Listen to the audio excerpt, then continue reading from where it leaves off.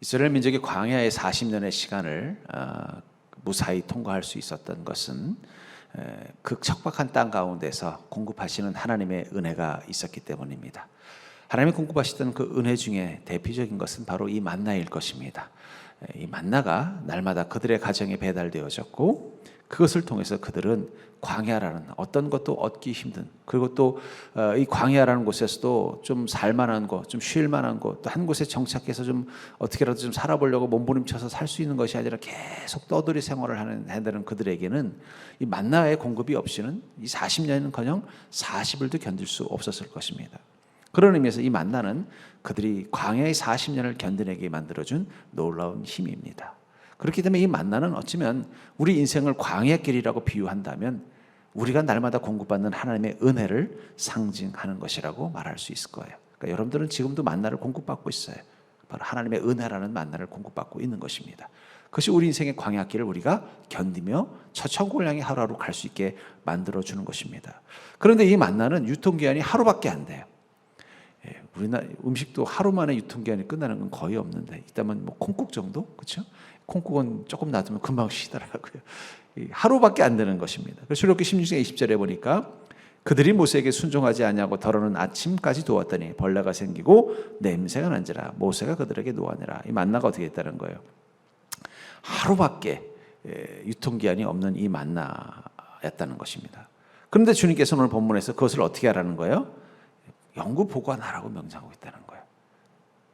하루면 상하고 썩어서 못 먹게 되는 쓸 수 없는 이 만나를 영원히 보관한다는 것은, 그것은 하나님의 은혜가 그곳에 임했다는 것을 특별히 말하는 것입니다. 아마 어쩌면 그 항아리, 언약궤에 담겨진 이 한 오멜의 조그마한 항아리, 아마 2리터, 한 오멜이면 보통 2.2리터라고 합니다. 여러분들 그 페트병 있잖아요. 큰 페트병이 2리터짜리니까 아마 그 정도 분량이 되지 않을까 싶어요. 그 안에, 이 한 오멜의 안에 이 만나를 담았던 이 만나는 어쩌면 그들이 광야에서 경험했던 마지막 날의 만나였을 것입니다.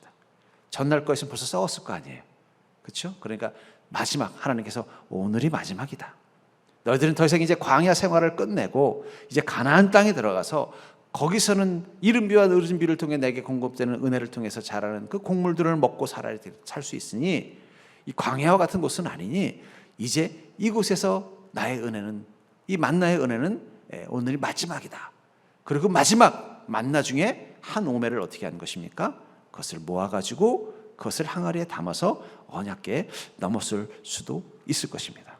아니면 그 이전에 하나님의 명령을 따라서 따로 처음 만나가 임했을 때, 하나님께서 그 첫 만나가 임했던 그 만나의 하나를 이 항아리에 담아서 넣게 하셨을 수도 있을 것입니다. 중요한 것은 이 만나는 이 광야의 시간을 견디게 해준 하나님이 주신 세 가지 중에 하나입니다. 첫 번째가 말씀판 언약궤고요, 두 번째가 아론의 쌍난 지팡이고, 세 번째가 바로 이 만나였다는 것입니다. 이 세 가지가 어쩌면 광야의 시간을 견디게 해준 그 세 가지 중에 하나라면 왜 주님은 그것을 이 항아리에 담아서 이 언약궤에 넣어서 그것을 기념하라고 하셨는가? 그것은 그것을 통해 잊지 않고 기억하며 살기를 원했다는 것이죠. 그렇다면 그리스도인이 결코 잊어서는 안 되는 그 세 가지 중에 하나가 바로 이 만나라면, 아까도 말한 것처럼 이 만나는 우리가 인생의 광야길에서 경험하는 하나님의 은혜를 의미한다면 우리가 반드시 잊지 않고 기억해야 되는 하나님의 은혜가 있다는 것입니다. 이 언약궤는 이스라엘 민족이 이 광야를 지나갈 때 맨 앞에서 그들을 이끌어 갔습니다. 그리고 그 언약궤에 들어있는 이 세 가지, 말씀판과 그리고 아론의 쌍난 지팡이와 이 만나를 통해서 그들의 걸음을 하나님이 이끄시고 인도하시며 이 광야의 척박한 시간을 통과할 수 있게 만들어주는 능력이 되었다는 것을 기억하면서 그들은 갔다면, 이 만나는 그 속에서 특별히 하나님의 인도하심을 따라 사는 은혜가 무엇인지를 잘 말해주고 있다고 생각합니다.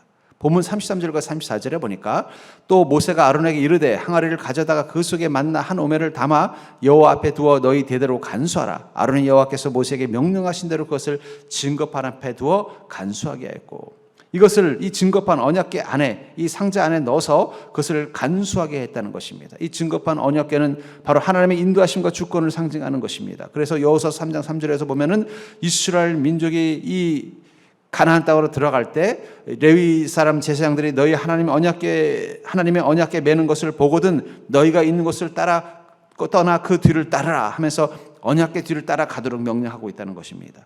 또 여호수아 3장 6절에서도 보면은 여호수아가 또 제사장들에게 말하여 이르되 언약궤를 메고 백성에 앞서 건너가라 하면서 언약궤를 메고 먼저 강을 건너도록 명령하고 있다는 것입니다. 결국은 이 언약궤가 가는 곳에 이스라엘 민족이 따라갔다는 것이고 언약궤가 앞서서 이스라엘 민족을 이끌고 갔다는 것입니다. 그리고 그 언약궤 속에 있는 이 세 가지 말씀판과 만나와 아론의 지팡이는 결국 그들을 이끄시는 하나님의 인도하심과 주권을 상징하는 것이라면 우리는 그 속에서 하나님이 나를 어떻게 이끌어간지를 이 세 가지를 통해 알 수가 있죠. 말씀판이라는 것은 하나님의 명령입니다. 여러분, 우리 인생은 주님의 말씀과 명령을 따라 살아가는 것입니다. 설령 우리가 광야길을 가더라도 우리는 무엇을 따라가는 거예요? 주님의 말씀과 명령을 따라 사는 거예요. 어쩌면 그들이 이 40년간 머물렀던 이 신의 광야에는 이스라엘 민족 말고도 소수 민족들이 많이 있었을 것입니다. 혹은 도적들도 있었을 것이고요. 모세가 과거에 양을 치기 위해서 호렙산 시내산 밑에까지 간 것으로 봐서는 유목을 하는 사람들도 가끔씩 지나갔고 혹은 상인들도 지나갔을 것입니다. 근데 그들이 그 길을 갈 때는요, 그들의 마음 가운데 이끄는 힘은 무엇입니까? 다른 것이라는 거예요. 어떻게 하면 빨리 애굽에 잘 가서 이 물건들을 잘 팔고 올까? 이것이 그들을 이끄는 힘이 되는 사람도 있고, 어디 가면 목초지가 있어서 우리 양들에게 양을 먹여서 양들을 잘 살찌울까? 이것이 목적인 사람도 있고, 또 누군가는 어디에 가면 금맥이 있어서 그 금맥을 잘 해서 금을 가지고 와서 또 좀 부자가 될까? 이것이 그들을 광야길을 이끌어가는 힘이었다면 이스라엘 민족의 광야길을 지나가는 데 힘이 되었던 것은 하나님의 명령이라는 것입니다. 저는 그러면서 우리 그리스도인은요, 이 땅 가운데 주님의 음성과 명령을 따라 하루하루 살아가는 자가 그리스도인이라고 생각해요. 세상 사람들이 이 길을 가는 동기와 그 힘은 그것은 우리와 같은 것이 아닙니다. 우리는 주님의 명령, 날마다 주님의 말씀이 있기 때문에 그 말씀을 따라 하루하루 살아가는 거예요. 또 아론의 지팡이라는 것은 하나님이 받으신 예배를 의미하는 것입니다. 왜 주님은 주일을 허락하셨을까요? 이 종교마다 이 제의, 하나님께 자기 신에게 제사를 드리는 형식이 꼭 같지 않습니다. 예를 들면 불교는 특별한 기념일에만 절에 가서 절을 합니다. 그렇죠? 불교 신자는 편해요. 평소 때는 뭐 굳이 절 근처에 안 가도 돼요. 뭐 초파일 또는 혹은 뭐 자기에게 어떤 특별하게 뭐 필요한 날만 가면 되는 거예요. 이슬람도 마찬가지예요. 대신 이슬람은 조건이 뭐냐? 하루에 5번 메카를 향해서 절만 잘하면 돼요. 물론 이제 안식일이 그들도 있습니다만은. 그러나 이제 유목민들은 이제 안식일 같은 경우는 어떻게 되겠어요? 지금의 이제 이슬람교들 중에 이제 유목민이 아닌 사람들은 뭐 이슬람 사원에 가서 또 배우기도 하고 또 예배도 드리지만은 그게 아닌 옛날에는 어떻게 했어요? 그냥 뭐 유목하러 다니면은 그냥 하루에 3번 하는 거예요. 우리 교회는요, 교회를 중심으로 일주일에 한 번, 주일만 되면은 다 교회로 모여서 예배를 드렸습니다. 그러니까 기독교인들에게 가장 생활의 중심지에는 무엇이 있어요? 교회가 있습니다. 제가 지난번에 종교개혁지 탐방을 위해서 지방에서 후원을 해서 유럽을 갔다 오면서 깨달은 게 뭐냐면, 이 마을마다 이 중앙에 있는 게 3가지가 있어요. 하나는 관공서가 있습니다. 거기 거기가 무슨 왕이 다스린다고는 왕궁이 있고요. 혹은 뭐 성주가 다스리면 성주가 사는 관공서가 있는 거예요. 지금은 이제 하여튼 관공서가 있고요. 그다음에 광장이 있습니다. 그리고 그 광장에서는 시장이 열려요. 그리고 또 하나가 바로 교회예요. 결국은 그 도시와 마을을 상징하는 게 3가지라는 거예요. 하나는 소위 말하는 이제 왕이나 성주와 같은 다스리는 자의 관공서가 있고, 그 다음에 시장에서는요, 사람들이 물건을 통용해서 생활을 하고, 그리고 교회가 있다는 거예요. 이 3가지가 기본이에요. 그러니까 어디 가서 새로운 마을이 생긴다 그러면 중앙에 꼭 뭐가 있어야 돼요? 광장이 있고, 관공서가 있고, 교회가 있는 거예요. 그러니까 기독교는 사실은 이 교회당이라는, 예배당이라는 이 공간을 중심으로 생활하는 이유가 무엇입니까? 그건 주일 성수라는 이 하나의 어떤 신앙, 하나님께서 받으실 만한 예배라는 이것이 우리가 인생 광야길을 가는데 중요한 이 세 가지 요소 중에 하나이기 때문에 뭐 요즘은 이제 시대가 좀 많이 상황적으로 라이프 스타일이 많이 달라졌기 때문에 우리가 꼭 주일 성수라는 개념을 꼭 주일 날만 예배를 드린다라는 개념을 이제는 갖지는 않습니다만은 그래도 어떻습니까? 자기 삶의 중앙에 하나님이 받으실 만한 예배가 늘 살아있어야 된다는 거예요. 그러니까 이제 코로나로 인해서 사실은 생긴 어려움 중에 하나가 뭐냐면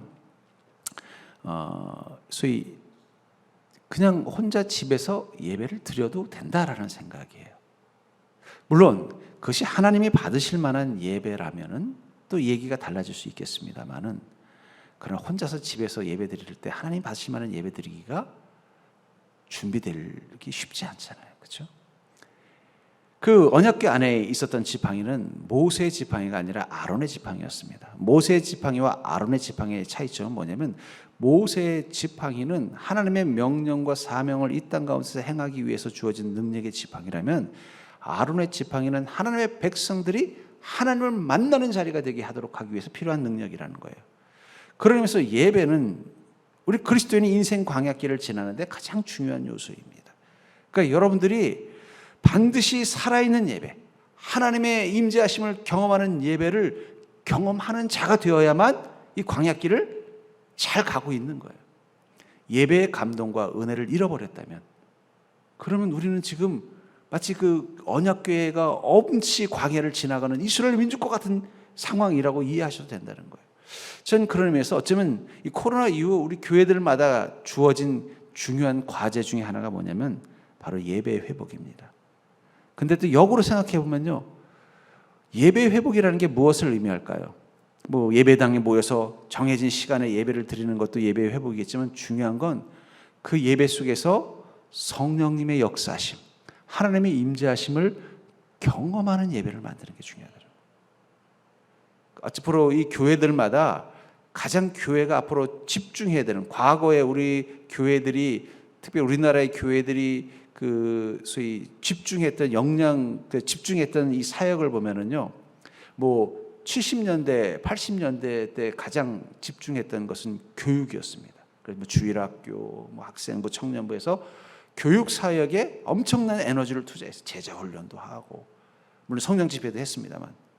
그리고 이제 90년대부터 집중했던 사역이 뭐냐면 선교예요. 그래서 막 교회들마다 선교 막 아울리치, 뭐 선교사도 엄청나게 파송했어요. 아마 어쩌면 지금 2000년대 이후 지금 앞으로 교회들이 집중해야 되는 사역은 바로 살아있는 예배를 회복하는 것인 것 같아요. 왜냐하면 옛날에는 당연히 예배는 살아있다고 생각했어요. 예배 오면 은혜를 경험하고 성령의 임재하심을 경험하고 예배자들은 다 영적으로 살아있고 깨어있었고, 근데 언제부턴가 예배가 죽어가기 시작했다는 거예요. 더 이상 아론의 지팡이에 싹이 나지 않는 것처럼 하나님의 임재를 경험하고 성령의 역사를 경험하는 살아있는 예배를 잃어버린 시대를 살고 있다는 거예요. 그래서 사실은 앞으로 교회의 가장 큰 숙제, 또 모든 에너지를 쏟아야 되는 핵심 역량이 이제는 선교에서 예배로 가고 있는 시간입니다. 저는 그래서 이 예배를 준비하는 모든 사역과 섬김을 중요하게 생각을 해요. 찬양을 인도하시는 분들, 또 예배를 섬기는 예배 인도자들, 또 뭐 교회 예배의 여러 가지 역할들, 또 공간 자체도 그렇습니다. 예배의 공간들, 하나님의 임재를 충분히 준비할 수 있는 예배의 공간을 만드는 거 되게 중요하다고 생각해요. 그리고 우리의 믿음도 마찬가지입니다. 어쩌면 지금 이 광야의 시간 가운데 우리가 가져야 되는 가장 중요한 회복해야 되는 믿음, 그것은 성령의 불도 아니고 또 말씀을 더 충만하는 것도 아니고, 물론 그것들은 당연히 기본적으로 들어갈 것입니다만은 회복된 예배를 드릴 수 있는 예배자가 되는 거예요. 이건 정말 중요한 것입니다. 언제부턴가 우리가 성령의 임재함을 경험하는 예배자가 아니라는 거예요. 우리가 만인제사장직을 이야기하잖아요. 그러니까 우리 기독교는 만인제사장을 주장합니다. 그렇다면 여러분들 한 사람 한 사람이 아론이라고 한번 가정을 해볼게요. 왜 하나님께서 아론의 지팡이에 싹이 나게 했어요? 그것은 다른 사람들의 도전이 있었기 때문이에요. 왜 아론만 하나님께 제사를 드릴 수 있냐? 우리도 하나님께 제사를 드릴 수 있는 권리를 달라. 그 난감해서 모세가 하나님께 기도했더니 그러면 그 이야기를 하는 사람들을 다 내 앞으로 데리고 와라. 그런데 그들이 다 제사장으로서의 어떤 권위를 상징하는 지팡이를 들고 나타났는데 누구의 지팡이에서만 싹이 났어요? 아론의 지팡이에서만 싹이 났다는 거예요. 그것을 통해서 무엇입니까? 내게 온전히 예배를 드릴 자격을 가진 자는 아론 한 사람뿐이고 그의 후손뿐이다라는 것을 선언한 것입니다. 그래서 레위 지파에서만 특별히 아론의 제사 자손들에게서 이 제사장들이 나온 것입니다. 그런데 우리 시대는 모두가 다 제사장이라고 선언했어요. 그럼 여러분들도 다 아론입니다. 그렇다면 여러분들의 지팡이에서는 싹이 나고 있나요? 싹이 난다는 것은 그의 제사, 그의 예배를 하나님이 받으신다는 걸 뜻하는 거예요. 어쩌면 지금 예배 회복에서 가장 중요한 화두는요, 어떤 설교자를 세울 것인가, 어떤 찬양 인도자를 세울 것인가, 이거보다 더 중요한 건 어떤 자들이 예배자로 앉아 있는가가 더 중요한 시대가 됐다는 거예요. 전 여러분들의 마음에 가지고 있는 하나님께 예배드리는 예배자, 제사장의 지팡이에 싹이 나는 자수가 될 수 있기를 주의 이름으로 축원합니다. 그러니까 앞으로 우리 시대의 화두는 그거예요. 어떻게 하면 내가 살아있는 예배를 주님께 드릴 수 있는가? 교회 과제도 그것입니다. 어떻게 하면 성도 한 사람 한 사람이 주님 앞에 살아있는 예배, 성령의 임재를 경험하는 예배를 드릴 수 있도록 환경을 만들어주는가? 이것도 중요한 과제예요. 자, 우리가 좀 지팡이 얘기가 나왔습니다. 또 하나가 뭡니까? 이 또 공급하시는 하나님의 은혜를 상징하는 게 이 만나라는 거예요. 만나. 이스라엘 민족이 40년간 광야길을 무사히 통과할 수 있었던 것은 그들에게 하나님의 명령도 있었고 하나님께 온전히 예배드리는 삶도 있었지만 또 가장 직접적이고 구체적인 것은 그들이 아침마다 먹을 음식을 배달받았다는 거예요. 예. 새벽 배송의 원조가 바로 하나님이십니다. 그것을 통해서 그들은 40년간 이 먹을 것을 구할 수 없는 이 광야 땅에서 굶어 죽지 않고 무사히 주님과 함께 갈 수 있었다는 거예요. 여러분들, 우리가 이 인생길을 그리스도인이 믿음을 잘 지키고 또 온전한 예배자로서 하나님과 예배자로서의 삶을 살면서 살아갈 수 있는 또 한 가지의 힘은 바로 날마다 우리가 공급받는 주님의 은혜가 있어야 된다는 거예요. 만나는 그것을 상징하는 것입니다. 우리는 그걸 기억해야 된다는 거예요.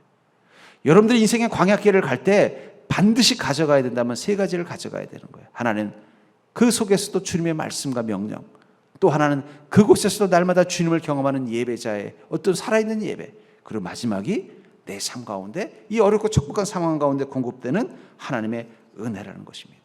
어쩌면 그들이 40년간 광야길을 갈 때 어디로 갔을까? 어느 방향으로 갈 것인가? 불기둥과 구름기둥이 인도하심을 따라 갔겠지만 그 불기둥과 구름기둥은 어디로 갔을까요? 그것은 만나가 배송되는 지점으로 갔을 것입니다. 그렇죠? 여러분들 중에 혹시 여러분들 요즘 이제 인터넷 쇼핑들을 많이 하잖아요. 예. 그럼 인터넷 쇼핑을 하면요, 이게 이 배송지가 중요한 겁니다. 배송지를 잘못 기록하면 어떻게 돼요? 다른 데로 가게 돼 있는 거예요. 예. 저도 2년 전에 사택을 이사를 하면서 이게 배송지를 안 옮겨 놓은 거예요. 그래가지고 옛날 사택으로 물건이 배송이 돼가지고 전화가 왔어요. 그쪽 경비실에서. 그래서 거기 가서 가지고 온 경험이 있습니다. 그래서 그 다음에는 이제 사이트에 배송하는 배송지를 다 이제 새로운 주소로 옮겨야 되는 상황이 된 것처럼 하나님의 불기둥과 구름기둥이 이스라엘 민족을 광야에서 인도할 때 어디로 인도했을까? 아마 제가 보기에는 만나 배송지를 따라서 옮겨졌을 것 같아요. 이번에는 저 시내산 밑 골짜기에 만나가 내릴 거야. 그럼 불기둥과 구름기둥이 어디로 가는 거예요? 그리로 가는 것입니다. 그러니까 여러분들의 인생은요, 하나님의 만나가 임하는 곳을 향해 가고 있는 것입니다. 왜 우리가 날마다 주님의 말씀을 따라가야 되느냐? 말씀이 바로 불기둥과 구름기둥 같은 거예요. 우리를 어둠 가운데서도 밝게 그 길을 가게 만들어주고 무더위 가운데서도 그늘 속에서 또 보이는 그 구름의 모습을 보고서 따라가게 하는 것처럼 하나님의 말씀이 우리가 가야 될 것을 선명하게 보여주는 곳이라면 그곳에서도 우리가 말씀을 따라 갈 수 있도록 베풀어 주시는 은혜와 같은 만나가 미리미리 예비되어져 있다는 거예요. 그러니까 여러분들의 인생의 걸음은요, 여러분들이 이미 가려는 그 길 앞에 이미 주님의 은혜가 이미 배달되어져 있습니다. 여러분들은 가기만 하면 되는 거예요. 전에 한번 휴가를 갔었는데 휴가지에 가서 마침 저기 시장에 가서 보니까 그 지역에서만 나는 신선한 물건이 있더라고요. 그래서 그거를 차에 싣고 올 수 없는 거라서 저희 주문을 해놨어요. 해놓고 휴가 끝나고 와봤더니 벌써 와 있더라고요. 주님의 은혜가 그렇다는 것입니다. 그러니까 여러분들의 인생은 주님의 은혜가 미리 공급되어져 있다는 것을 믿고 주님 말씀 따라 하루하루 가시면 되는 거예요. 여러분, 내일 일은 우린 몰라도 됩니다. 왜냐하면 주님의 은혜가 이미 기다리고 있기 때문이에요. 우리 그걸 기대하면서 나가자는 거예요. 그리고 그렇게 공급되시는 주님의 은혜는 어떤 것인가? 그것은 내 삶에 꼭 맞게 주어지는 은혜라고 말하고 있다는 거예요.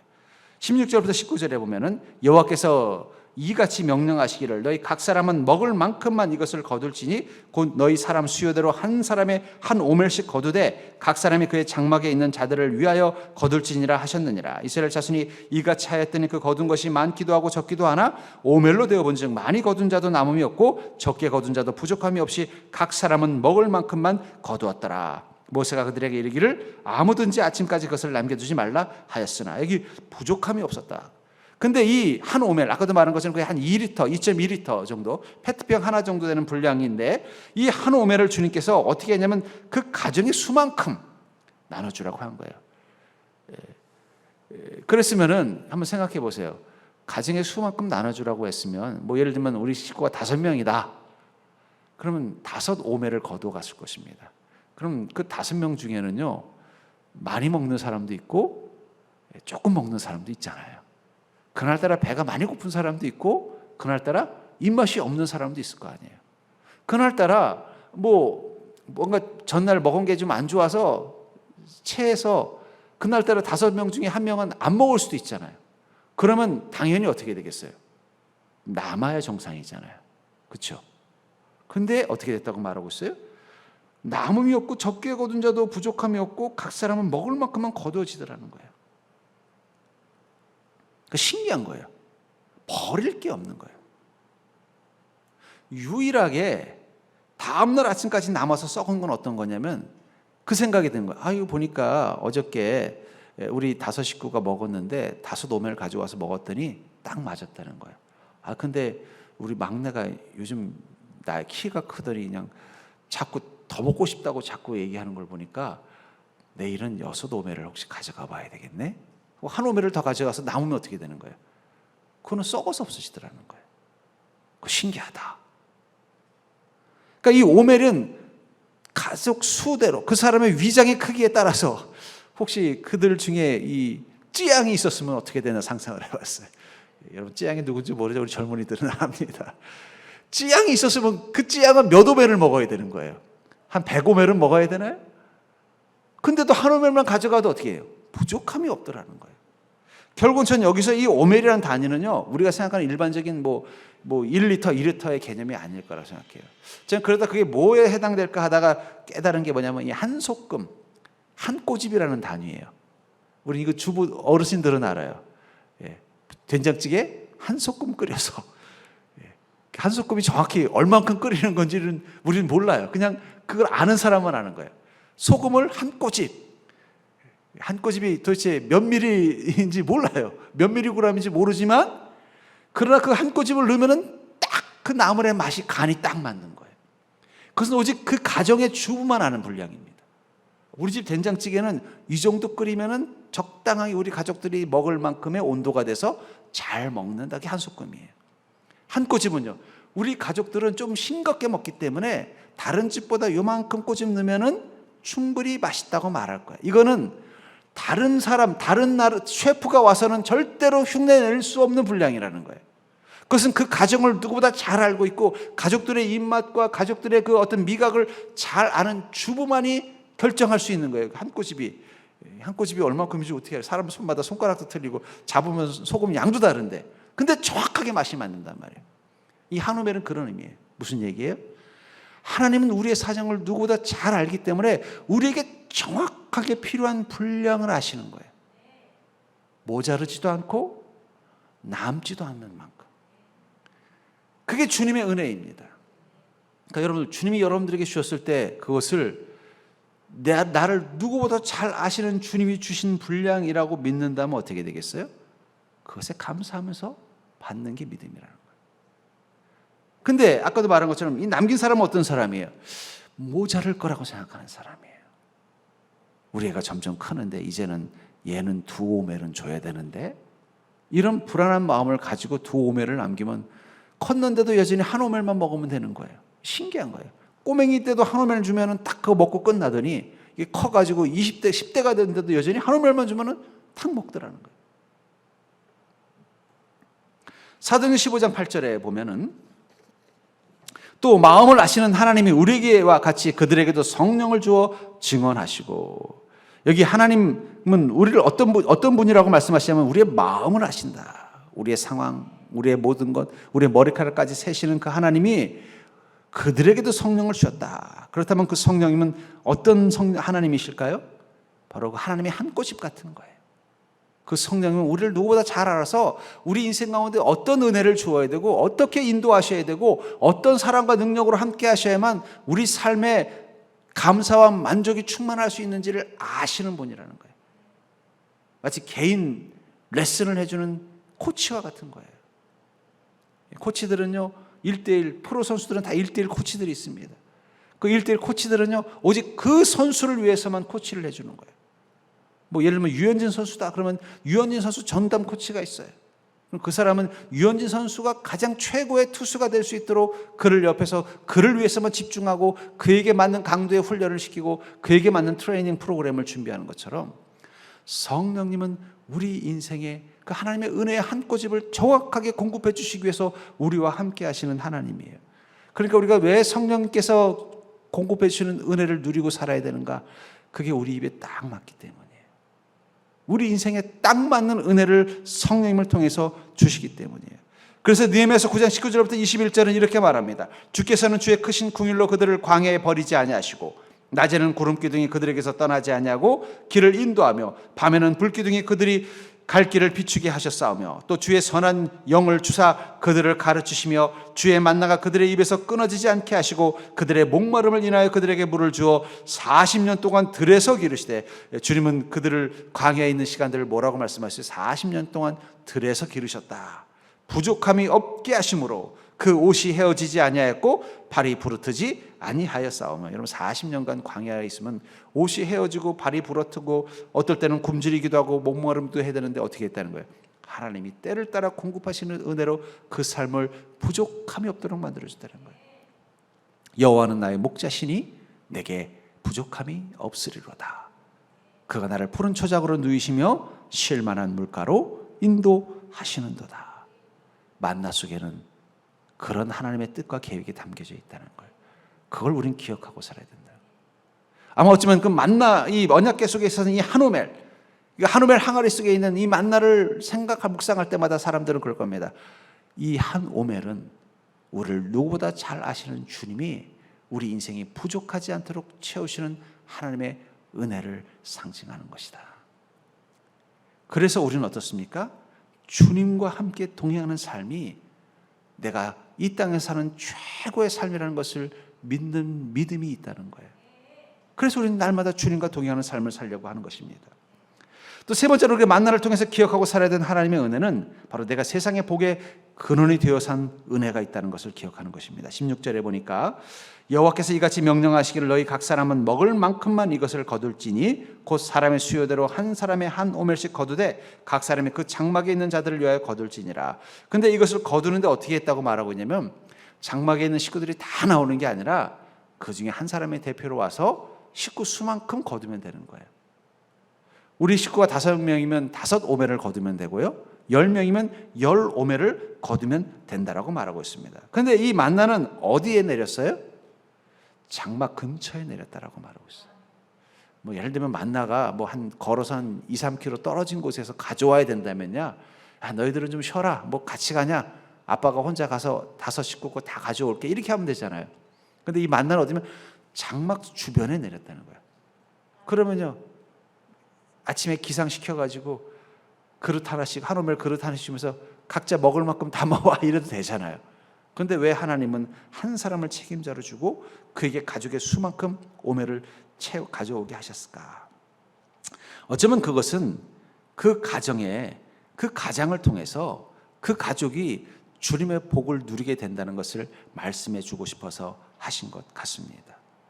여러분, 그리스도인의 복은요, 가장의 복이에요. 가장의 복.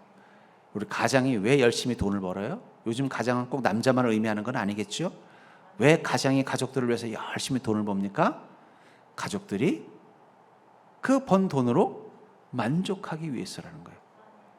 그렇기 때문에 제대로 된 가장은요, 자기가 번 돈을 자기가 다 쓰지 않는다고 해서 억울해하지 않습니다. 그렇죠? 내가 번 돈 내가 다 쓰지 못하고 가족들이 쓴다고 억울해하겠냐는 거예요. 제가 전에 섬기던 교회에 의사였던 집사님이 계셨는데 제가 그랬어요. 좀 친하니까 농담으로 나도 우리 딸 의사를 만들든지 사위를 의사로 두면 참 좋겠어요. 그랬더니 사위를 의사로 두는 건 좋지만 딸은 의사로 두지 마세요. 그러는 거예요. 왜 그렇습니까? 그랬더니 내가 의사를 해보지만 나는 돈은 내가 죽어라고 벌지만 쓰는 건 자녀들이라 마누라가 다 쓴다는 거예요. 자기는 쓰고 싶어도 쓸 시간이 없대요. 생각해 보시라고. 월요일부터 토요일까지 병원 하는데 언제 쓰겠냐는 거예요. 그렇다고 제가 예수 믿는데 밤에 친구들과 술을 마시겠습니까? 주일은 또 교회 와서 봉사한다는 거예요. 자기는 1년에 휴가 3일 말고는 이 번 돈을 쓸 시간이 없대요. 근데 자기 아내하고 아이들은 그거 가지고 뭐 여행도 가고 실컷 쓴다는 거예요. 그래서 사위를 의사로 두는 건 좋지만 딸은 의사로 두지 의사 만들지 마십시오. 그래서 웃으면서 그 얘기를 하는데 가만히 들어보니까 근데 그분이 그 말을 하는데 그렇다고 해서 그분이 억울해서 그런 말 하겠어요? 진짜 억울했으면 어떻게 하겠어요? 내가 못하겠다. 그리고 의사를 때려치든지 했겠죠. 근데도 묵묵히 가서 의사를 하는 이유는 무엇입니까? 내가 열심히 해서 번 돈, 우리 가족들이 그거 가지고 잘 먹고 여행도 하고 잘 지내면 그게 나에게 복이라고 생각하는 거예요. 왜 그 장막에 있는 가족들이 다 나와서 어차피 장막 근처에 있는 만나니까 각자 먹을 만큼씩 조금씩 가지고 와라 이렇게 해도 되는데 하나님 그렇게 하지 말고 그 가정에 한 사람씩 가장이 되는 대표를 보내서 그 가족의 수만큼 오매를 거두게 했는가? 그 거둔 오매를 가져가면 또 그 가족들이 다 만족하게 먹을 수 있도록 딱 맞는 분량이 되도록 만들어 주었는가? 그것은 그리스도인의 복은 가장의 복이기 때문이에요. 그리스도인은 다 가장입니다. 내가 책임져야 되는 하나님의 복을 공급하고 나눠줘야 되는 가장이라는 거예요. 그건 단순히 우리 가족만을 의미하는 게 아니에요. 여러분들이 직장에 있다면 직장에서 여러분들이 어떤 지위에 있다면 그 지위에서 여러분들은 가장의 복을 가진 자예요. 아브라함은요 가나안이라는 땅의 가장이었던 거예요. 그래서 뭐라고 말씀하세요? 너를 하늘의 별과 같이 자손들을 하고 너로 인하여 다른 민족들이 복을 받게 할 것이다. 그러니까 여러분 우리는요 이 만나 항아리를 하나만 가져가면 안 돼요. 하나 가지고 있는 사람은 싱글이에요. 2개 가지고 있는 사람은 이 신혼이에요. 많을수록 무엇입니까? 우리가 책임져야 될 사람들이 많은 것이고 그게 복을 받은 것입니다. 그러니까 아브라함의 복이라는 건 다른 게 아니에요. 내게 주님께서 더 많은 만나를 부어주시는 것입니다. 근데 그 만나는 내가 혼자 다 먹기 위한 게 아니라는 거예요. 만약에 그 중에 어떤 먹을 거 욕심이 많은 사람이 있었다고 한번 가정해 볼게요. 근데 그 장막에는요 자기 혼자 살고 있어요. 근데 보니까 옆집도 다섯 오멜 가져가고 아랫집도 다섯 오멜 가져가는데 나는 혼자라고 맨날 한 오멜만 가져가나? 나도 다섯 오멜 가져가야지 해서 다섯 오멜 가지고 집에 갔으면 어떻게 됐겠을까요? 어차피 먹어도 한 오멜밖에 못 먹는 거예요. 새끼. 다음 날 되면은 나머지 네 오멜은요 썩어서 쓰레기가 돼버리는 거예요. 하나님이 우리 그리스도인에게 부어주는 축복은 가장의 복입니다. 나 혼자 잘 먹고 잘 살게 하기 위해서 큰 복을 주지 않았습니다. 내가 누릴 만큼만 주셔요. 그럼 나머지는 뭐예요? 내가 책임져야 될, 내가 섬겨야 될, 내가 사랑해야 될 사람들을 위해 가지고 가는 빈 항아리 같은 거라는 거예요. 너는 복이 될지라는 것은 결국 복을 나누는 책임을 가진 자가 되는 것을 의미하는 것입니다. 성경에 보면 이 주님이 말씀하신 이 만나의 복의 의미를 몰랐던 부자와 알았던 부자가 있죠. 예수님의 비유 중에 보면 한 부자가 이 창고에 곡식을 가득 쌓았는데도 곡식이 너무 많이 풍년이 돼서 그 창고를 채울 수 없으니까 어떻게 해요? 자기 창고를 더 크게 늘리잖아요. 그리고는요 거기다가 나머지 곡식을 다 채워놓고는 나의 영혼아 나의 영혼아 네가 이렇게 큰 창고에 이렇게 곡식을 가득 채웠으니 이제 여한이 없구나. 이걸 먹고 싹 배부르고 즐기며 살자 이랬더니 주님이 뭐라고 말씀하세요? 이 어리석은 자여, 오늘 밤 내가 너의 영혼을 데려가면 이 창고에 있는 것은 누구의 것이 되겠느냐? 누구의 것이 됐을까요? 그 부자가 나눠줘야 될 사람들의 것이 되었겠죠. 반대로 보아스는 어떻게 했어요? 보아스는 그의 곡식이 잘 걷어들였습니다. 창고에 가득가득 찰 수 있도록 곡식이 잘 들어드니까 어떻게 돼요? 그것을 나눌 수 있는 대상을 봤는데 그 중에 한 명이 누구예요? 룻인 거예요.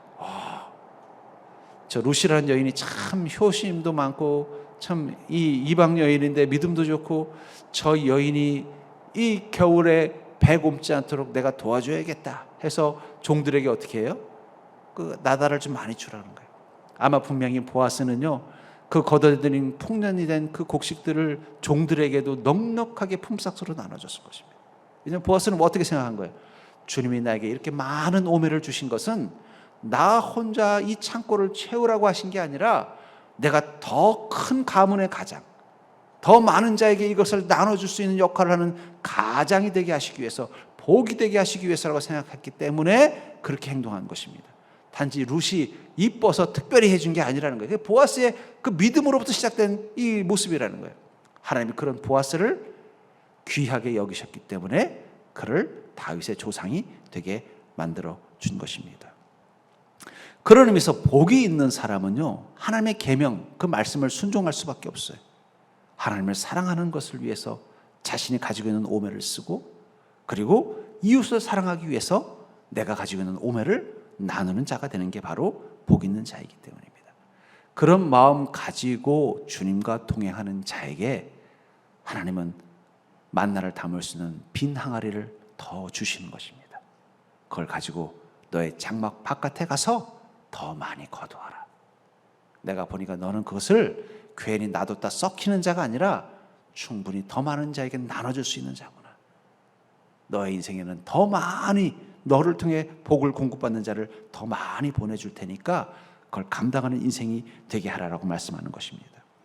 빌립보서 2장 4절에 보면 각각 자기 일을 돌아볼 뿐더러 또한 각각 다른 사람들의 일을 돌보아 나의 기쁨을 충만하게 하라. 여러분, 하나님의 기쁨을 충만하게 하는 것은 뭐라고 말하는 거예요?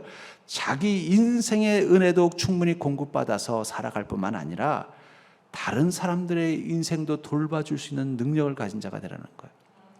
여러분, 그리스도인이 꿈꿔야 되는 성공은 내가 다른 사람들을 돌볼 수 있는 능력을 가진 자가 되는 것이 바로 그리스도인에겐 성공입니다. 그걸 꼭 기억하셔야 돼요. 제가 목사가 된 것에 대해서 감사할 때는 그거예요. 제가 어쨌든 인생의 어려움과 환난과 고통을 겪는 한 영혼을 돌볼 수 있는 공식적인 기회와 자격을 가진 것, 저는 그게 감사합니다.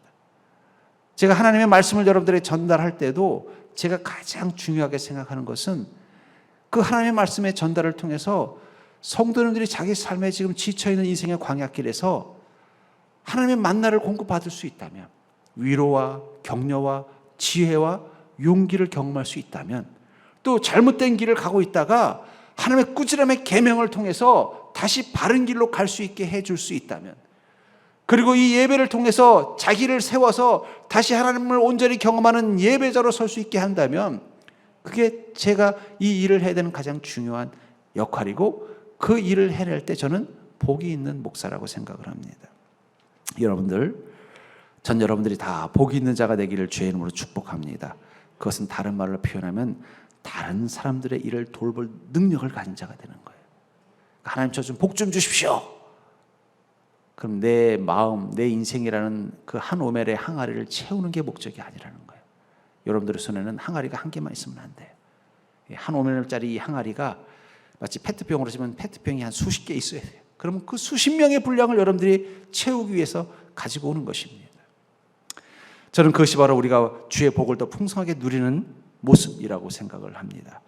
그런 의미에서 어쩌면 주님께서 이 한 오멜, 이 만나가 들여진 이 한 오멜, 이 항아리를 이 언약궤 안에 놓고 그것을 기억하라고 말씀하신 이유가 무엇일까? 결국 믿음이라는 것, 그리고 그 믿음 속에서 가장 중요한 건 이 기억이라면, 이 가나안 땅에 들어가서도 여전히 그 광야 한가운데서 주님과 함께 동행했던 그 모습, 그 세 가지 모습, 하나님의 말씀, 그리고 하나님 앞에 온전한 예배자, 그리고 주님의 은혜를 날마다 공급받는 삶. 근데 인간은 이상하게요, 광야에서는 그걸 잘하는데 가나안 땅에만 가면 그걸 못해요.